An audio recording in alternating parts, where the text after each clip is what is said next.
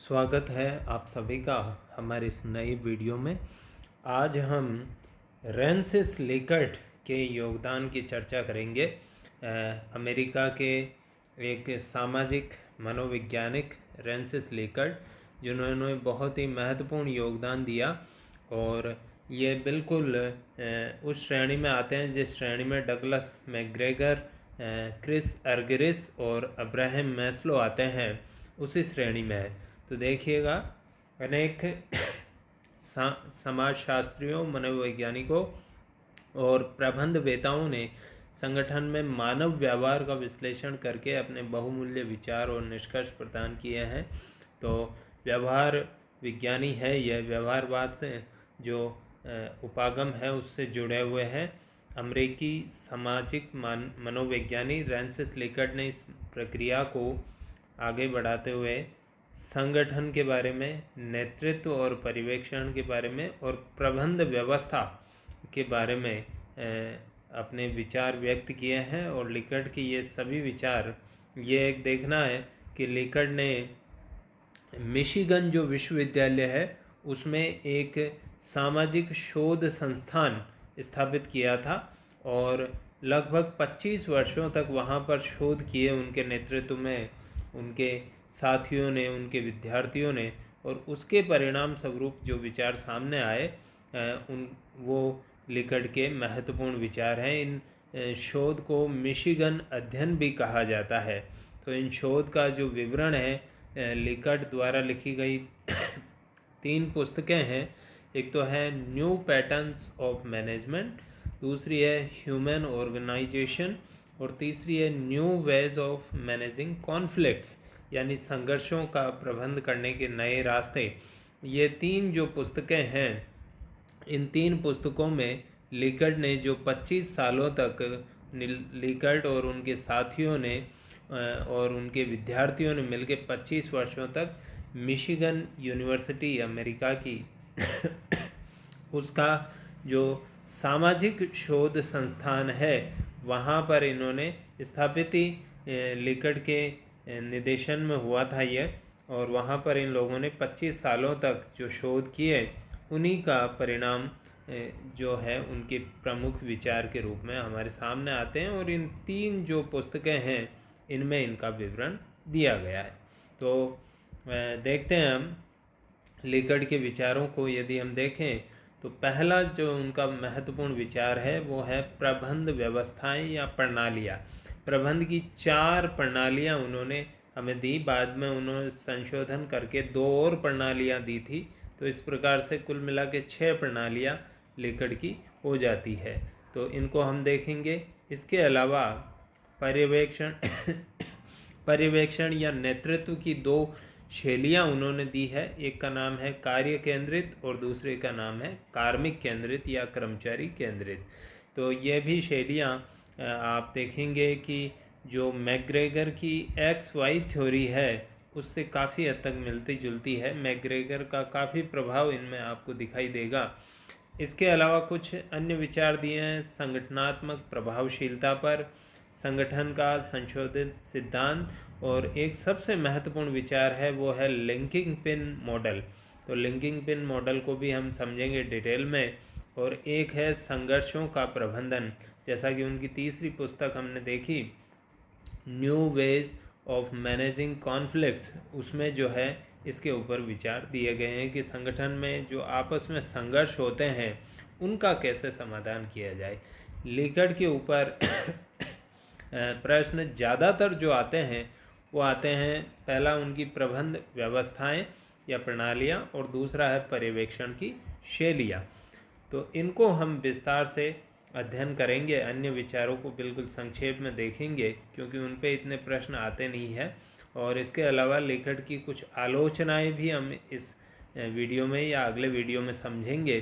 तो सबसे पहले हम लेते हैं लिकर्ट के द्वारा बताई गई प्रबंध की व्यवस्थाएं या प्रणालियाँ ये कौन सी है। तो सबसे महत्वपूर्ण योगदान जो है उनका यही माना जाता है कि प्रबंध की जो प्रणालियाँ या व्यवस्थाएं दी है। तो देखिए, उन्होंने प्रणाली 4 नाम से विकास किया प्रबंध की व्यवस्थाओं का और इनका विवरण जो है न्यू पैटर्न्स ऑफ मैनेजमेंट जो उनकी पहली किताब है उसमें मिलता है।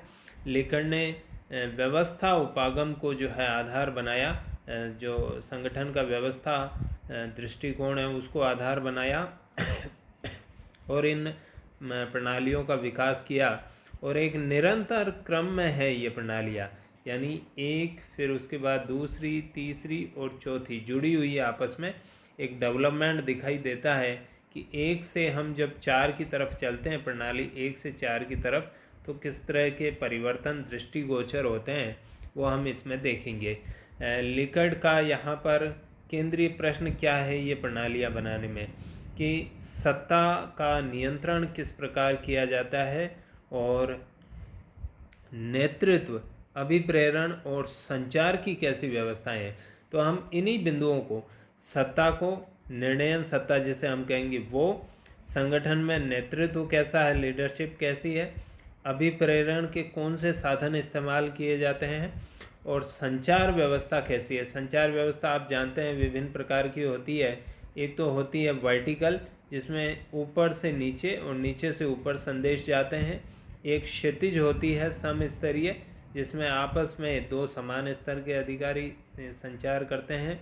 एक संचार व्यवस्था होती है बिल्कुल खुली, जिसमें विभिन्न व्यक्ति आपस में, जैसे ये व्यक्ति है, आपस में संचार करें, इस प्रकार की व्यवस्था बनती है, उसे खुली संचार कहते हैं। तो ये देखेंगे। अभिप्रेरण को यदि हम मैग्रेगर में हमने पढ़ा है कि अभिप्रेरण की 2 शैलियाँ, नरम एक्स और कठोर एक्स में ही, और दूसरी वाई शैली हमने देखी थी तो उसके बेस पे हम समझ पाएंगे। तो 3-4 पॉइंट ध्यान में रखने हैं और वही पॉइंट चारों प्रबंध की जो शैलियाँ या प्रणालियाँ हैं उनमें आपको काम आते दिखाई देंगे। ये पॉइंट्स कौन से हैं, ध्यान रखें इनको। निर्णय कैसे लिए जाते हैं संगठन में, दूसरा है नेतृत्व की कौन सी शैली अपनाई जाती है, फिर अभिप्रेरण के तरीके क्या अपनाए जाते हैं और संचार की प्रणाली कैसी है। इनके आधार पर यदि हम समझेंगे तो बिल्कुल आसानी से ये कंसेप्ट इनकी क्लियर हो जाएगी और हम एक एक को जोड़ते चलेंगे, क्योंकि लिकड़ ने खुद ने लिखा है ये निरंतर क्रम में विकसित है। यानी पहले में कैसा है, जैसे हम बात करेंगे निर्णयन की, तो पहले में निर्णयन प्रणाली 1 में निर्णयन कैसे लिए जाते हैं, 2 में कैसे, 3 में कैसे और 4th में कैसे। ऐसे ही नेतृत्व, अभिप्रेरण, संचार की बात करेंगे। सबसे पहले इन 4 जो प्रणालियां हैं इनके नाम हम देख लेते हैं। पहला है शोषणकारी अधिनायकवादी व्यवस्था। बिल्कुल ये व्यवस्था है आपकी विचारधारा एक्स जैसी जो हमने मैग्रेगर की पढ़ी थी, और ये पूरी तरह शास्त्रीय जो उपागम है जिसमें कि कर्मचारियों से कार्य लिया जाता है, उनसे किसी प्रकार के सुझाव, शिकायतें आदि पे ध्यान नहीं दिया जाता है, कर्मचारी को आर्थिक प्राणी मान के व्यवहार किया जाता है, उस पर आधारित है। उसके बाद जब हम आगे बढ़ेंगे तो दूसरी आएगी, ये पहली का सुधरा हुआ थोड़ा रूप है। फिर तीसरी आएगी जिसमें और सुधार हमें दिखाई देंगे, और चौथी जो आएगी ये पूरी तरह व्यवहारवादी या मानव संबंध उपागम पर आधारित रहेगी। तो 1 से हम 4 की तरफ बढ़ेंगे तो हमें, जैसे मान लीजिए प्रणाली 1 से हमें 4 पे जाना है, तो बीच में हमें 2 या 3 को पार करना पड़ेगा। तो 2 या 3 जो प्रणालियां हैं उनको कहते हैं संक्रमणकालीन। संक्रमणकालीन यानी 1 से जब आप 4 पे जाते हैं तो आप डायरेक्ट नहीं जा पाते हैं, 2 से 3 से गुजरते हुए जाएंगे। तो बीच की जो स्थितियां होती हैं उनको संक्रमणकालीन परिस्थितियां या संक्रमणकालीन प्रणालियां कहते हैं। तो वो हमें दिखाई देगी। 1 शास्त्रीय विचारधारा पर आधारित है, 4 जो है मानव संबंध या व्यवहारवादी विचारधारा पर आधारित है, और 2 और 3 इनके बीच की प्रणालियां हैं। तो जो परिवर्तन दिखाई देंगे हमें 1 से स्टार्ट करते हुए जब हम 4 पे चलेंगे तो अपना आप परिवर्तन दिखाई देंगे, और हमारे जो आधार रहेंगे वो रहेंगे सत्ता का उपयोग या निर्णयन, नेतृत्व, अभिप्रेरण, संचार। तो देखिए जरा इनको। पहली प्रणाली लेते हैं प्रबंध व्यवस्था 1, जिसको कहा गया है शोषणकारी अधिनायकवादी। यानी इसमें कुल मिला के आपको ये ध्यान रखना है कि कर्मचारियों का शोषण होता है और उनके ऊपर, अधीनस्थों के ऊपर एक अधिनायक की तरह एक डोमिनेंस रखा जाता है, उनको पूरी तरह दबाया जाता है। तो ये आप इन कुछ पॉइंट्स में आप देख सकेंगे। देखिए, पहला पॉइंट है, प्रबंधकों को अपने अधीनस्थों पर विश्वास नहीं होता, बिल्कुल विश्वास नहीं करते हैं वो कि ये काम करेंगे। वही डगलस मैकग्रेगर का एक्स कि कामचोर मानता है वो उनको बिल्कुल वही बात इसमें आ रही है, विश्वास नहीं, उनको लगता नहीं है काम करेंगे, और काम कर भी लेंगे तो उसके अनुसार करेंगे, जैसा प्रबंधक सोचते हैं उसके अनुसार कर लेंगे, बिल्कुल विश्वास नहीं है।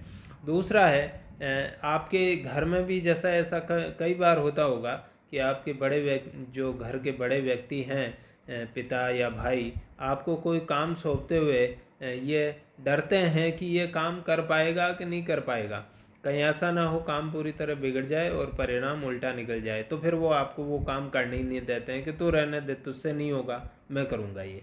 इस प्रकार की सोच अधिकारियों की होती है प्रत्येक कार्य में, तो ये एक सोच है। दूसरा देखिए, सभी निर्णय और नीति निर्माण के कार्य केवल कौन करते हैं, उच्च स्तर के अधिकारी, यानी सत्ता जो है वो यहाँ पे केंद्रित होती है, इन लोगों को कार्य नहीं करने दिया जाता है। उसके उपरांत देखिए, तीसरा है, इसमें केवल ऊपर से नीचे ही संचार होता है। ये बड़ी महत्वपूर्ण बात है। जो पद सोपान है हमारा, उसमें ऊपर से नीचे जाएगा, यानी ऊपर से नीचे एक ही चीज़ जाएगी और उसका नाम है आदेश। आदेश दिए जाएंगे ऊपर से नीचे, लेकिन उन लोगों को जो है कोई उनकी समस्या है, कोई कमी है उनको नज़र आती है, तो वो अपनी यदि बात कहना चाहे तो वो नहीं कह पाएंगे। ये एक महत्वपूर्ण चीज़ है। उसके उपरांत आप देखिएगा, अधीनस्थों के साथ बहुत कम विचार विमर्श किया जाता है। संगठन की जो समस्याएं हैं उसके लेके अधीनस्थों के साथ विचार विमर्श नहीं के बराबर होता है, और इसमें कार्मिकों को अभिप्रेरित करने के लिए भय और दंड का प्रयोग किया जाता है। तो ये बिल्कुल कठोर एक्स जो है मैकग्रेगर का, उसका उपयोग हो रहा है इसमें। एक बार फिर जल्दी से देखिए, पहले में जो चीज़ें हैं वही दूसरे में आएगी, लेकिन परिवर्तित रूप में। तो कैसे, प्रबंधकों को अपने अधीनस्थों पर विश्वास बिल्कुल नहीं है, नीति निर्माण निर्णय जो है केवल उच्च स्तर के अधिकारी लेते हैं, संचार जो चलता है वो वर्टिकल है और उसमें भी केवल ऊपर से नीचे, नीचे से ऊपर, यानी अपनी बात कहने की उनको आज़ादी नहीं है। और अगला देखिए, अधीनस्थों के साथ बातचीत बहुत कम की जाती है, उनको फटकार दिया जाता है कि तुम कुछ नहीं जानते, तुम्हें तो जो बताया जा रहा है वो करो बस। और फिर यदि वो काम नहीं करते हैं तो उनको डराया धमकाया जाता है। ये अभिप्रेरण की विधि है। तो इस प्रकार से ये इन बिंदुओं से एक अनौपचारिक संगठन का भी ले लेते हैं। अनौपचारिक संगठन का निर्माण हो तो जाता है, लेकिन उनका हमेशा विरोध किया जाता है, उनको बेकार समझा जाता है, इसलिए उनको खत्म करने का प्रयास किया जाता है अनौपचारिक संगठनों को। तो इस प्रकार से प्रणाली 1 जो है एक तानाशाही टाइप की प्रणाली है, जिसमें कि जो तानाशाह होता है नेता, वो तानाशाह जैसा, उच्च अधिकारी जो है एक तानाशाह जैसा बन जाता है और अधीनस्थों को दबाता है, डराता है, धमकाता है। प्रणाली 2 देखिए, उससे थोड़ा सा चेंज, उसमें था शोषणकारी अधिनायकवादी, अधिनायक यानी तानाशाह। इसमें है उदार अधिनायकवादी, यानी जो इसके उच्च अधिकारी है वो थोड़े से काइंड, दयालु बन जाते हैं, उससे ये बेटर है। तो देखिए, इसमें प्रबंधकों और अधीनस्थों में जो है स्वामी सेवक जैसा संबंध होता है, यानी प्रबंधक और अधीनस्थ जैसे वो मालिक हो और वो नौकर हो, इस प्रकार की कंसेप्ट इसमें पाई जाती है आपसे संबंधों को लेके। उसमें बिल्कुल भी विश्वास नहीं था। उसके बाद देखिए, कुछ निम्न स्तरीय कार्यों से संबंधित निर्णय लेने की सत्ता अधीनस्थों को प्रत्यायोजित कर दी जाती है और शेष निर्णय उच्च प्रबंधक। उसमें क्या था, सारे ही निर्णय उच्च प्रबंधक लेते हैं।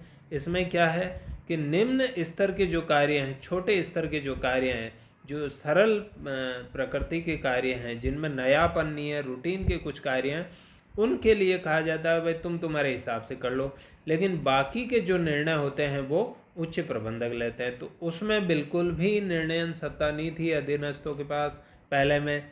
दूसरे में कुछ सत्ता प्राप्त हुई है।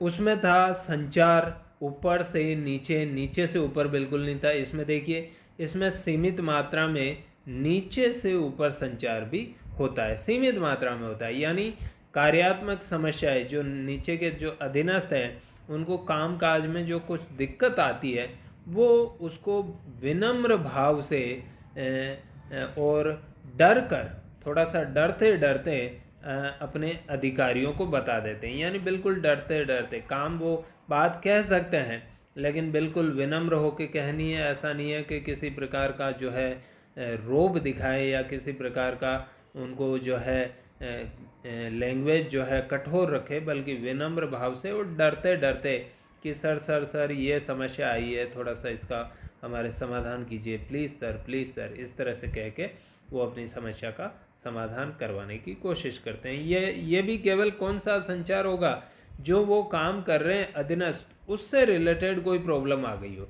बाकी की बात नहीं। ठीक है। इसके उपरांत इसमें कार्मिकों को अभिप्रेत करने के लिए कौन सी थ्योरी यूज़ की जाती है? Carrot and stick.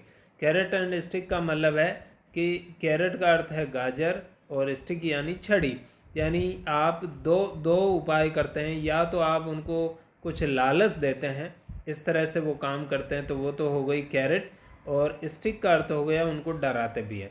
जबकि पहले में केवल डराना धमकाना ही था, इसमें आप उनके साथ कुछ मीठा व्यवहार या कुछ लालच या कोई प्रलोभन दे सकते हैं, और दोनों ही काम कर सकते हैं। यदि फिर भी ना करें तो फिर आप उनको डराइए धमकाइए, इसे कहते हैं कैरेट एंड स्टिक।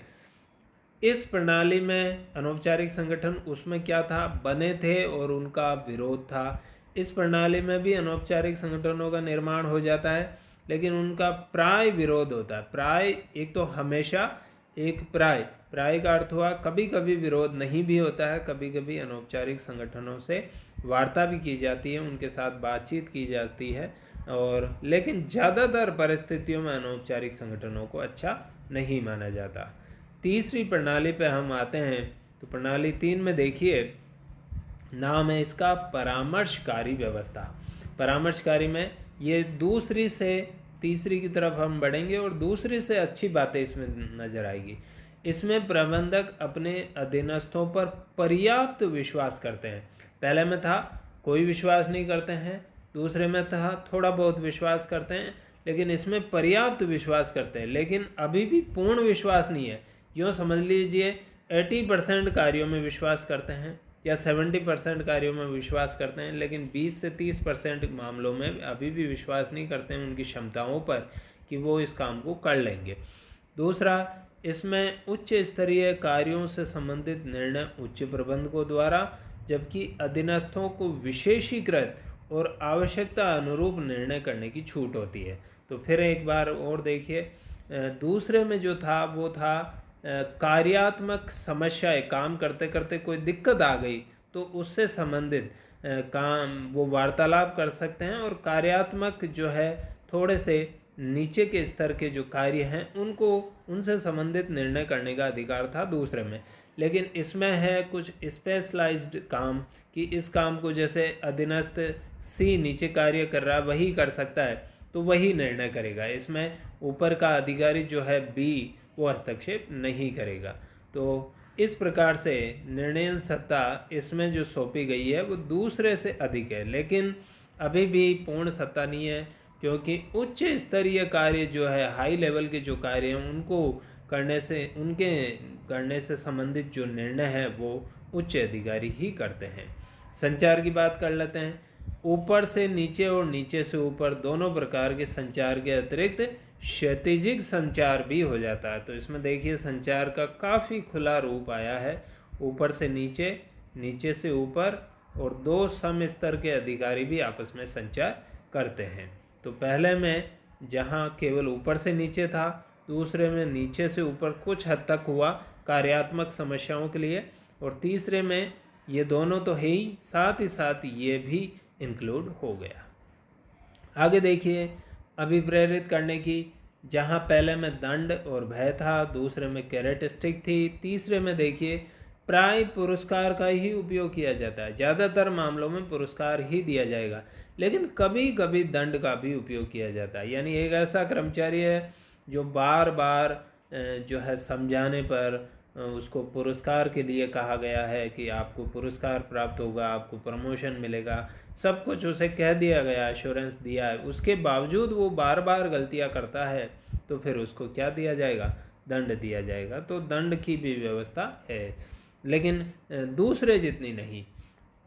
इस प्रणाली में अनौपचारिक संगठनों का निर्माण हो जाता है, लेकिन उनका विरोध भी कभी कभी उनका विरोध किया जाता है। ज़्यादातर मामलों में उनको ठीक माना जाता है, लेकिन फिर वही बात आ गई कि ये जो है हम जैसे 0 से 100 की तरफ बढ़ रहे हैं, तो प्रणाली 1 0 है किसी मामले में, जैसे अभिप्रेरण की बात कर लें, प्रणाली 1 0 है तो प्रणाली 1 4 है, यानी सबसे बेस्ट जो चीज़ें हैं वो प्रणाली 4 में मिलेगी 100%। तो ये जो बीच के हैं प्रणाली 2 और 3, ये जो है आप इसे मान लीजिए कि ये 40% पे है तो ये 80% पे है। यानी जो चीज़ हमें चाहिए, जैसे अभिप्रेरण की सर्वश्रेष्ठ विधि चाहिए, तो वो तो प्रणाली 4 में मिलेगी, लेकिन प्रणाली 3 में भी उसका 80% मॉडिफाइड रूप स्वीकार किया जाता है। तो इसमें प्राय जो है विरोध संगठनों का होता है, माफ़ कीजिए कभी कभार विरोध होता है। इसके उपरांत लेते हैं प्रणाली 4। देखिए पहली प्रणाली से अब चौथी में आई है, बिल्कुल विपरीत है, विलोम है इसकी। पहले में प्रबंधकों को अपने अधीनस्थों पर कोई विश्वास नहीं था, इसमें पूर्ण विश्वास है। 100% वो विश्वास करते हैं उनकी क्षमताओं पर, उनकी स्किल पर, कि वो बिल्कुल कार्य को अच्छा करेंगे। उसके उपरांत आप देखिए ज़रा दूसरा पॉइंट, लक्ष्य निर्धारण और नीति निर्माण संबंधी निर्णयों में अधीनस्थों की बराबर भागीदारी। यहाँ पर जो निर्णय लिए जाते हैं, उच्च स्तर के निर्णय भी, वो बिल्कुल सहभागी, यानी अधीनस्थों को भी उन निर्णयों में भागीदार बनाया जाता है। इस प्रकार से कोई भी निर्णय ऐसा नहीं है जो अधीनस्थों की भागीदारी के बिना हो। नीचे के निर्णय तो वैसे ही प्रणाली 3 तक में दे दिए गए थे उनको, लेकिन उच्च स्तरीय निर्णय नहीं दिए गए थे। उच्च स्तरीय निर्णय कौन से होते हैं? लक्ष्य निर्धारण करने संबंधी और पॉलिसी बनाने संबंधी, ये बड़े निर्णय होते हैं। तो इन बड़े निर्णयों में भी अधीनस्थों को सहभागी बनाया जाता है। निर्णय लेते समय उन्हें साथ बिठाया जाता है, उनसे विचार आमंत्रित किए जाते हैं। कैसे? संचार बिल्कुल कैसा है इसमें? पूर्णतः खुला है और सभी दिशाओं में गमन करता है। अभी तक हमने प्रणाली 2 में देखा ऊपर से नीचे चलता है एक तो, और एक क्षैतिजिक चलता है, लेकिन यहाँ पे जो संचार है वो इस प्रकार से है, यहाँ से इधर भी जाएगा, इधर भी, इधर भी, इधर भी, इधर भी, इनमें भी, आपस में, इन व्यक्तियों में भी। तो एक जैसे राउंड टेबल के ऊपर व्यक्ति बैठे हैं, A B C D E F G, ये आपस में कहीं से भी किसी से भी बातचीत कर सकते हैं, वो संचार इसमें काम में लिया जाता है। तो संचार पूरी तरह खुल गया है, संचार में किसी प्रकार की कोई बाधा इसमें नहीं है। फिर देखिए इसमें कार्मिकों को अभिप्रेरित करने के लिए, जहाँ तीसरे में थोड़े बहुत दंड की व्यवस्था थी, यहाँ पर बिल्कुल दंड नहीं है। यहाँ क्या है? पुरस्कार है उनके लिए प्रगति के, आगे बढ़ने के, उच्च पदों पर पहुँचने के अवसर हैं। उनके कार्यों को मान्यता दी जाती है, यानी यदि वो कोई अच्छा कार्य करते हैं, अब एक्सेप्शनल कार्य करते हैं, तो उनको जो है सभी को बताया जाता है कि देखिए हमारे इस व्यक्ति ने जो इस पद पे कार्यरत है बहुत ही अच्छा कार्य किया है, उसकी प्रशंसा की जाती है और इससे इसका मनोबल बढ़ता है। फिर है मैत्रीपूर्ण, बिल्कुल दोस्ताना, फ्रेंडली वातावरण उनके साथ होता है और उस वातावरण में विचार विमर्श किया जाता है। अनौपचारिक संगठनों की बात करें तो प्रणाली 3 में हमने देखा कभी कभार विरोध होता है, लेकिन इसमें तो अनौपचारिक और औपचारिक संगठन एक ही बन जाता है।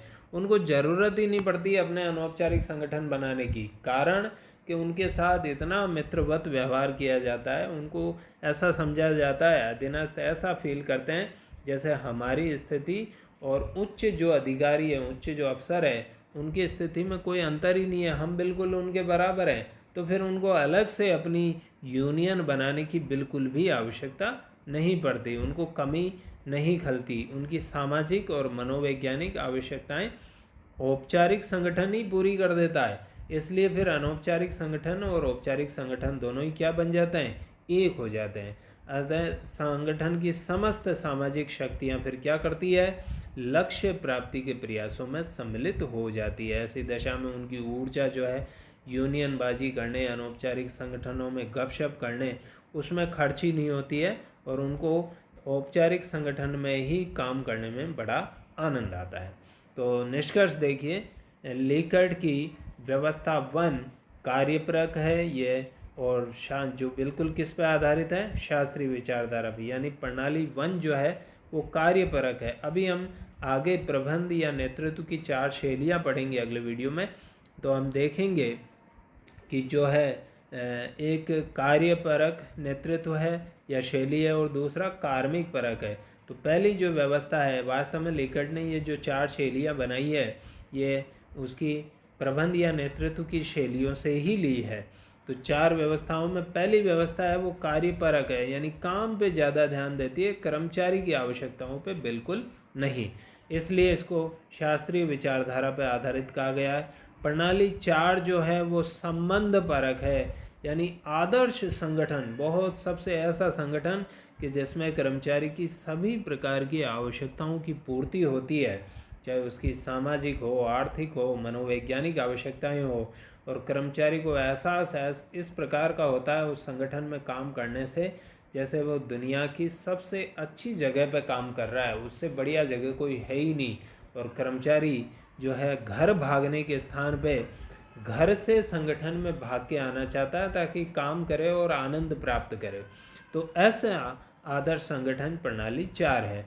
प्रणाली 2 और 3 जो है बीच की है, मैंने कहा संक्रमणकालीन है।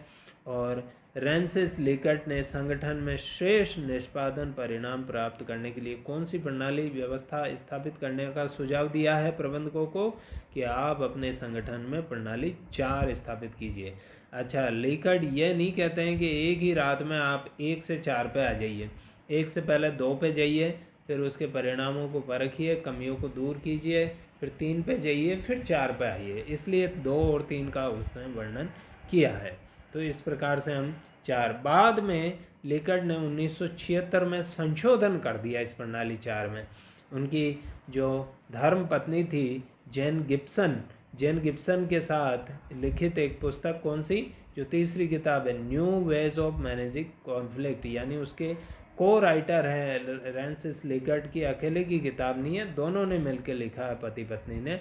तो 2 और प्रणालियाँ उसमें उन्होंने जोड़ दी। उसमें ये प्रणाली है प्रणाली 4T, यानी 4 के साथ T लगा दिया है, और फिर उसके बाद है प्रणाली 5। तो T का अर्थ है टोटल मॉडल ऑर्गेनाइजेशन, यानी कुल आदर्श संगठन। तो प्रणाली 4 से भी ये थोड़ी सी बेहतर है।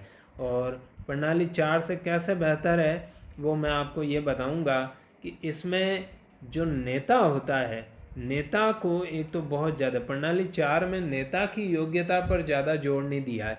प्रणाली 4T में नेता की योग्यताओं के ऊपर बात की गई है। साथ ही साथ प्रणाली 4 में एक कमी यह है कि यदि आपस में संघर्ष हो जाता है कई बार, जैसे उच्च अधिकारी और निम्न अधिकारियों के बीच में संघर्ष हो जाता है, या अधीनस्थों के ही बीच में आपस में संघर्ष हो जाए, तो उसका समाधान कैसे होगा वो प्रणाली 4T में शामिल किया गया है, जबकि 4 में नहीं था। तो देखिए ज़रा इनको कि टोटल मॉडल ऑर्गेनाइजेशन, इसमें प्रणाली 4 की विशेषताओं के साथ साथ कुछ अन्य विशेषताएं, वो क्या है देखिए। एक तो है नेताओं में उच्च स्तरीय ज्ञान और कौशल की विद्यमानता, यानी नेताओं का स्किलफुल बनाने, उनको ज़्यादा से ज़्यादा ज्ञानी विद्वान बनाने पर जोर दिया है। फिर ऐसे नेता क्या करेंगे, ऐसे नेता अधीनस्थों को नियोजन यानी प्लान बनाते समय संसाधन और प्रशिक्षण देने की भी क्षमता रखते हैं, यानी अधीनस्थों की सारी समस्याओं का समाधान नेता करने में सक्षम बन जाता है। नेताओं द्वारा उच्च स्तरीय लक्ष्यों का निर्धारण करने, अपने अधीनस्थों को पहुंचाना। नेता केवल टारगेट फिक्स करता है। प्रणाली 4 में देखिएगा प्रणाली 4 में मिलकर निर्णय लेते हैं, लेकिन इसमें निर्णय लेने का कार्य भी केवल किस पे छोड़ दिया है? अधीनस्थों पे। नेता तो केवल एक टारगेट दे देगा कि हमें ये अचीव करना, आप कैसे करना आप जाने, आपका काम जाने, आप डिसीजन कीजिए।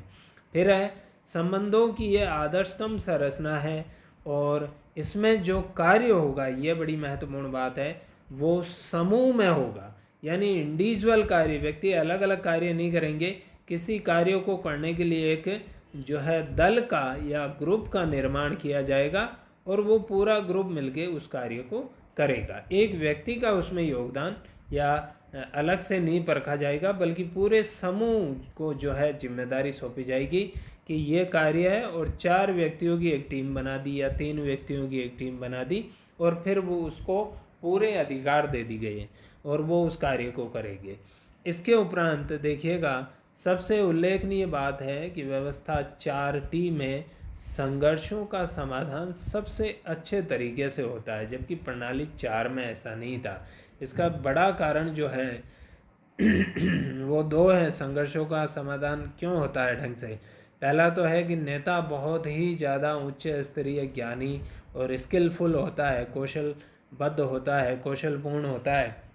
उस कारण से नेता की योग्यता इतनी होती है कि संघर्षों का समाधान करने में वो सक्षम होता है। और उसके उपरांत यह है कि इसमें टीम बिल्डिंग होती है, टीम बनाई जाती है, और टीम जो है मिल के कार्य करती है।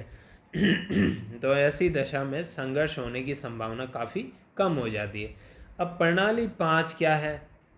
प्रणाली 5 देखिए, प्रणाली 4 से थोड़ा और ज़्यादा सुधार किया गया है।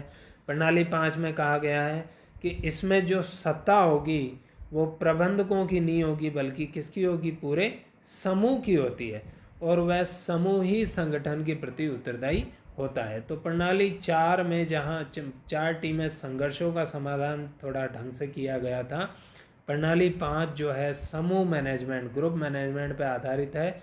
और लेकर ने एक लिंकिंग पिन मॉडल बनाया है, लिंकिंग पिन मॉडल, वो इसका सर्वश्रेष्ठ उदाहरण है। इस लिंकिंग पिन मॉडल को हम देखते हैं कि किस प्रकार से ये लिंकिंग पिन मॉडल जो है, अभी मैंने कहा लेकर के जो नंबर 5 जो मैनेजमेंट प्रणाली है उस पर आधारित है, उसका प्रैक्टिकल स्वरूप है। लिंकिंग पिन मॉडल में क्या होगा, इसमें ये देखिए कि इसमें संगठन का प्रत्येक कार्मिक दोहरे अतिरावपूर्ण समूह में दोहरी भूमिका, यानी हर एक कर्मचारी की भूमिका दोहरी होगी। दोहरी कैसे होगी? कि वह प्रत्येक उच्च स्तरीय समूह का तो सदस्य होगा, यानी उसका जो ग्रुप है उससे ऊपर का जो ग्रुप है उसका तो वो सदस्य होगा, और जो नीचे का ग्रुप है उससे नीचे का ग्रुप उसका वो नेता होगा। तो इस प्रकार से उस व्यक्ति को लिंकिंग पिन कहा जाएगा। अभी हम चित्र के माध्यम से देखेंगे, ऐसा व्यक्ति लिंकिंग पिन कहा जाएगा। यानी एक बार फिर समझे, एक व्यक्ति अपने से ऊपर के ग्रुप का तो सदस्य बन जाएगा और अपने से नीचे के ग्रुप का नेता बन जाएगा। सत्ता जो इसमें होगी वो पद सोपानी है, यानी ये वाली संरचना नहीं होगी, उसमें एक नई संरचना आएगी, अभी देखेंगे। सत्ता उसके पास नहीं होगी, बल्कि पूरे के पूरे समूह की होगी। यानी जो समूह में 8, 10, 5, 7 जितने भी व्यक्ति काम कर रहे हैं उन सबको एक साथ सत्ता प्राप्त होगी, यानी अलग से सत्ता नहीं होगी। और इसी प्रकार से हम देखते हैं एक और पॉइंट कि क्या कहा गया है इसमें। तो दूसरा पॉइंट देखिए, कार्मिकों की व्यक्तिगत भूमिका की बजाय समूह की भूमिका, यानी पूरा समूह मिलकर क्या कर रहा है ये देखा जाएगा, इंडिविजुअल व्यक्ति क्या कर रहा है ये नहीं जांचा जाएगा। फिर आ गया व्यक्ति से व्यक्ति पर्यवेक्षण नहीं होगा, यानी ऊपर से नीचे एक व्यक्ति जैसे A-B का जो है सुपरविजन करता है ये नहीं होगा, A to B नहीं होगा, बल्कि ग्रुप है, एक बड़ा ग्रुप है जिसमें 5, 7, 10, 20, 50 व्यक्ति हो सकते हैं, ग्रुप बी का पर्यवेक्षण करेगा। तो ग्रुप टू ग्रुप पर्यवेक्षण होगा, व्यक्ति से व्यक्ति पर्यवेक्षण नहीं होगा। इसके उपरांत देखिए, अनौपचारिक संगठनों की तरह जो संचार होगा वो समस्तरीय और उधरगामी होगा, यानी संचार इस प्रकार का होगा, नीचे से ऊपर चलेगा या इस प्रकार चलेगा, ऊपर से नीचे नहीं होगा संचार। ठीक है, संक्षेप में ये मॉडल सामूहिक कार्य और अंतर क्रिया प्रभाव का मॉडल होगा। सामूहिक समूह में मिलकर कार्य करेंगे सभी व्यक्ति, एक व्यक्ति की अकेले की जिम्मेदारी नहीं होगी, पूरे समूह की होगी। और दूसरी चीज़ यह है कि ये जैसे समूह, इसमें ABCDE 5 व्यक्ति कार्य कर रहे हैं, ये मिल के कार्य करेंगे। एक का इंडिविजुअल कार्य कुछ नहीं होगा, बी का इंडिविजुअल कार्य कुछ नहीं होगा, पांचों का कार्य होगा। साथ ही अंतर क्रिया प्रभाव का मॉडल आएगा। जब ये आपस में कार्य करेंगे तो आपस में इनका एक दूसरे पे प्रभाव पड़ेगा, एक दूसरे को देख के सीखेंगे, एक दूसरे को देख के अपनी गलतियों में सुधार करेंगे, इसलिए कहा गया अंतर क्रिया प्रभाव का मॉडल है। इस चित्र में आप देखिए, जो चित्र हमने लिया है इसमें लिंकिंग पिन मॉडल को समझाया गया है। जैसे समझिए ये एक ग्रुप है, इस ग्रुप में जितने भी व्यक्ति हैं सभी इसके सदस्य हैं। यहाँ पर एक व्यक्ति, ये देखिए ए, जो यहाँ कार्य कर रहा है, यहाँ पर ये व्यक्ति अपने से इस उच्च स्तर के ग्रुप का सदस्य है, लेकिन इसके नीचे जो ग्रुप है इसका ये नेता है। इसी प्रकार से बी देखिए, जो यहाँ कार्य कर रहा है, इस जगह पे ये जो एरो से बताया गया बी कार्य कर रहा है। बी जो है अपने उच्च स्तर का सदस्य है और नीचे वाले ग्रुप, ये ग्रुप जो नीचे वाला है इसका नेता है। तो इस प्रकार से ए और बी क्या है, लिंकिंग पिन है। तो लिंकिंग पिन जो मॉडल है वो व्यवस्था 5 पर आधारित है, जिसकी एक विशेषता यदि आपको बतानी हो तो वो है समूह में कार्य करना और सत्ता समूह की होती है। तो सारा काम सामूहिक रूप से होता है इसमें, और ये प्रणाली 5 का आदर्श उदाहरण है और एक प्रैक्टिकल उदाहरण है। तो इस वीडियो में हम इतना ही रखते हैं।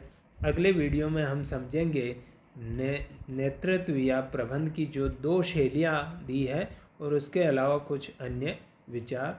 धन्यवाद।